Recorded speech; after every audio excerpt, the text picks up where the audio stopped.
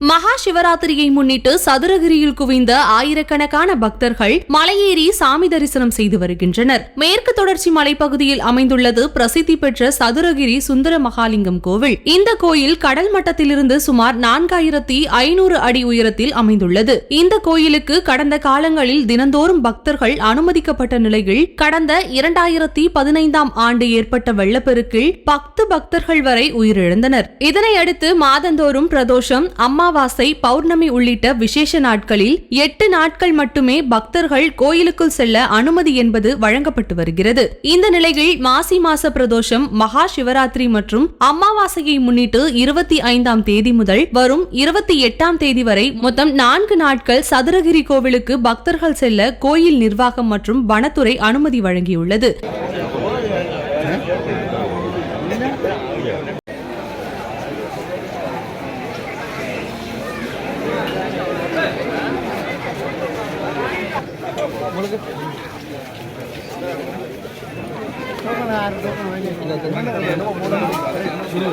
இந்த நிலையில் மகா சிவராத்திரியை தமிழகத்தின் பல்வேறு பகுதியிலிருந்து வருகை தந்த பக்தர்கள் கோயில் அடிவார பகுதியில் குவிந்தனர். பின்னர் காலையில் கோயில் நுழைவாயில் திறக்கப்பட்டு பக்தர்கள் கோயிலுக்கு செல்லும் அனுமதியும் வழங்கப்பட்டு மலையேறி சாமி தரிசனம் செய்து வருகின்றனர்.